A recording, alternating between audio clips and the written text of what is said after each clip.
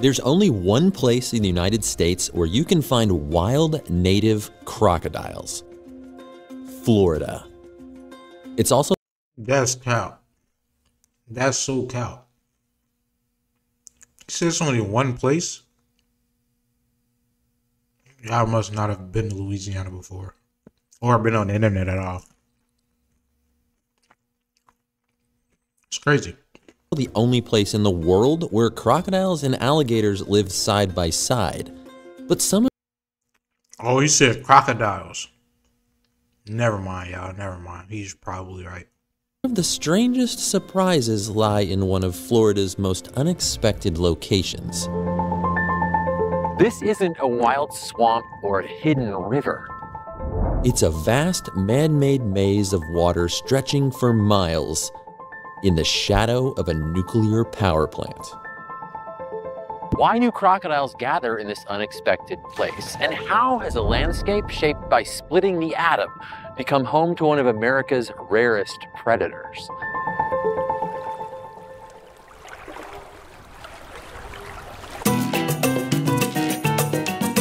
South Florida.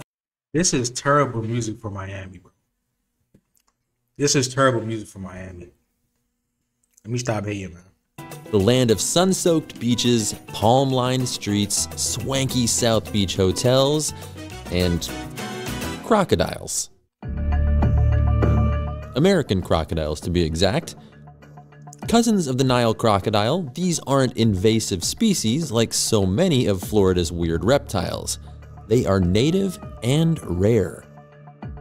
While they might look similar to their more common neighbor, the alligator, there are some key differences.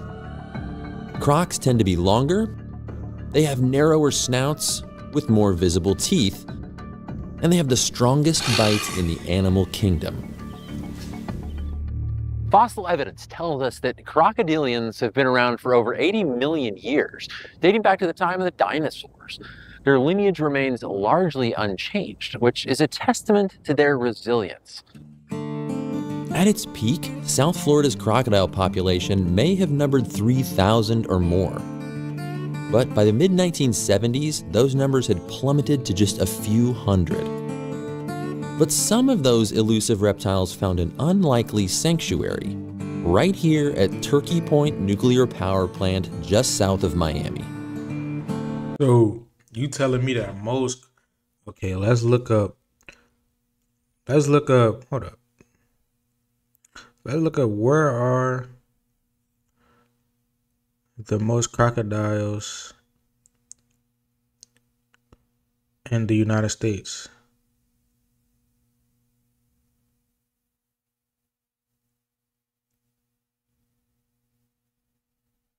Hold up, y'all. Give me 1 second. Keep typing. Autocorrect. Keep having bullshit pop up. Okay, so it is South Florida. Type shit.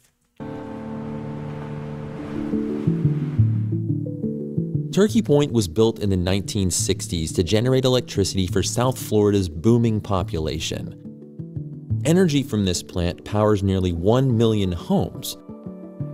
But what makes Turkey Point unique isn't just the size or location, it's what surrounds it. One of the misconceptions that we have is that there's some radioactivity to the cooling canals, and really that's not the case. The crocodiles here are living in the brackish water that is just cycling through the plant, but not actually touching any of the radioactive equipment. The canal system is massive. It's 168 linear miles of cooling canals. You can actually see it from space. The water passes through the nuclear plant to remove excess heat. The water then cools as it travels through the canals. So it works in the same way as the radiator. Once the cooling water has exited the plant, it takes about 48 hours for it to cycle back through again. At first glance, this just sounds like an industrial solution to an ordinary engineering problem. Hold on, don't crank me right now, y'all. I'm actually trying to learn, y'all. Y'all see how locked in I am, right? I'm locked in. Let me lock in. Hold up. But over the years, these canals have become something else entirely. Both of our nuclear units went into operation in the early 1970s. And then in 1978, while doing some work on site, we found a crocodile nest. crocodiles were in a lot of trouble. We're talking about a population of about 150 to 300 animals in the 60s and 70s. The intention when we built the power plant and when we built the Colon Canal system was not to have some amazing habitat for endangered species. Once it was created and we recognized that we did have a crocodile nest here, it was really there that we started to learn more about the crocodiles that we had here on site. We really have 3. Damn, so they didn't even do that intentionally. Like they kind of just happened. Crocodiles are in their space, but I mean, shit, they started learning more about them, so they use it as a tool, low key. Can't hate on that. Things that are necessary for the crocodiles. One, the Colon Canal system is an ecosystem in and of itself, and so it has the prey that the crocodiles need to eat. We have elevated berms that are used for nesting, and really one of the biggest reasons is because we don't have public on site. We have this whole network of canals where crocodiles can live freely and not worry about human encroachment. But the presence of crocodiles in these waters isn't just some strange nature sideshow. They play a critical role in this ecosystem. Crocodiles are at the top of the food chain. Without them, the rest of the food chain falls apart. They're the cleanup crew. They keep other populations in check. Unlike alligators, crocodiles can tolerate salt water thanks to special glands that help them expel excess salt. They prefer coastal, brackish, and saltwater habitats, the same habitats where the humans of Florida like to build homes. As we built houses, we were taking away a lot of the habitat from the crocodiles. So as the crocs of South Florida lost their preferred nesting habitat to human development, some of them turned to Turkey Point as a refuge. Today, Turkey Point is South Florida's most concentrated nesting area for American crocodiles. Is that place like a public place? Like, can people just like drive their boats on the fucking nuclear plant, or like is that illegal? I don't know. Let me know. Somebody let me know. Oh shit. It looks like never mind. Never fucking mind. And we know that thanks to the work of people like Mike Lorette.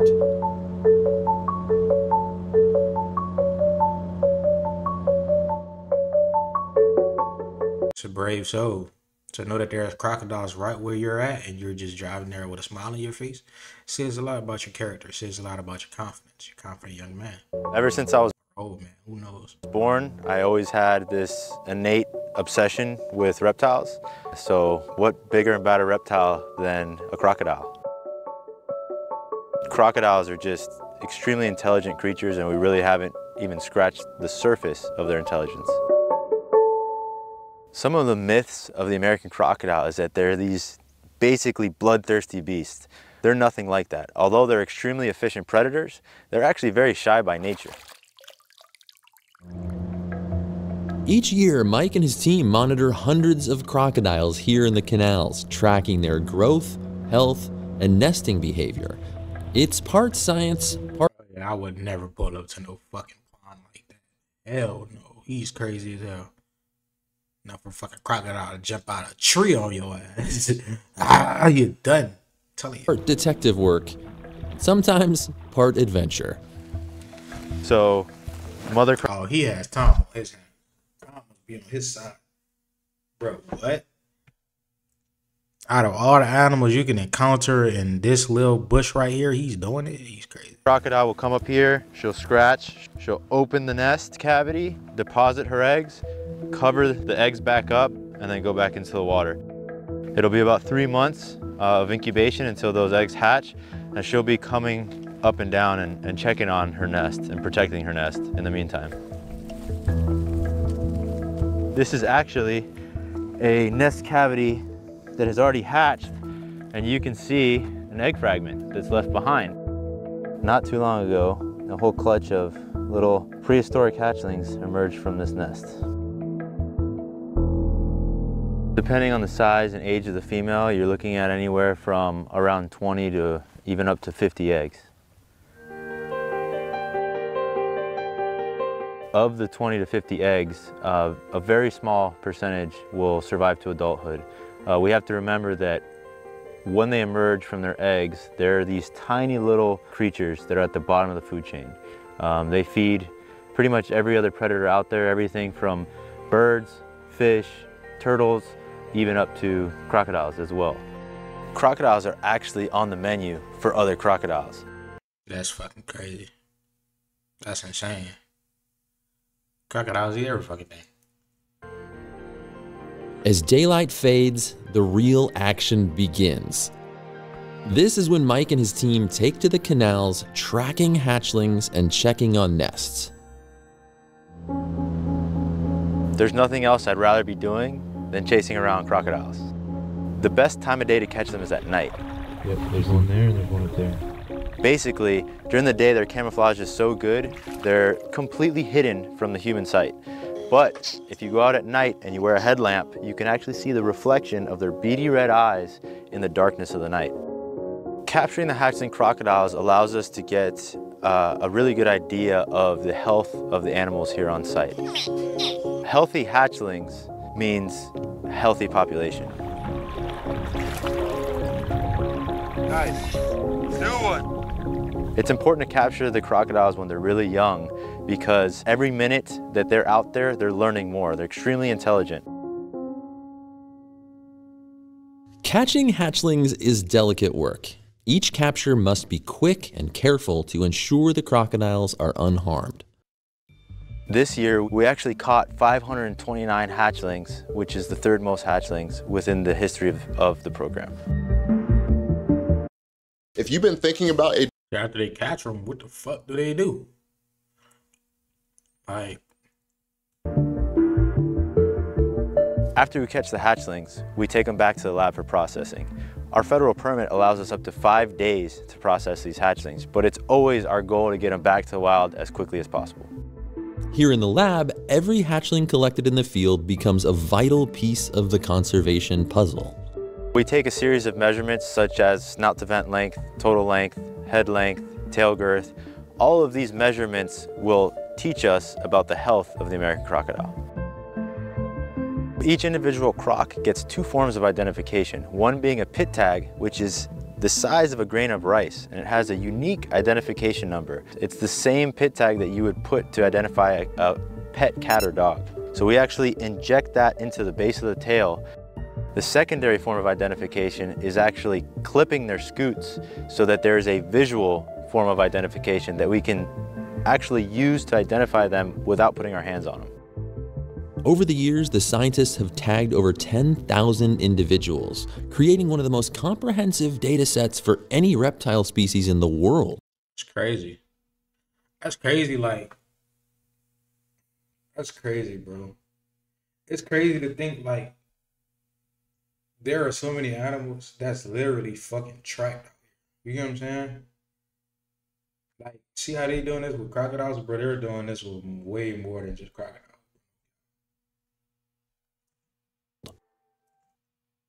Crocodiles actually have the ability to cover a lot of ground in a little bit of time. So every time we catch the crocodile, we're actually be able to compare the new data to the old data of when we caught it initially, find out how far they've moved, how much they've grown over time. So we have had crocodiles that have hatched here that have actually popped up in golf courses in Tampa. But the ultimate goal with these little cuties is to get them back into the wild, where they can grow and contribute to the recovery of their species. Since the crocodile program began in the 1970s, the population in South Florida has grown from a few hundred individuals to more than 2,000. It's a remarkable turnaround. Turkey Point. Great to hear, man. That's great to fucking hear, man. W fucking vid, man. I love to hear.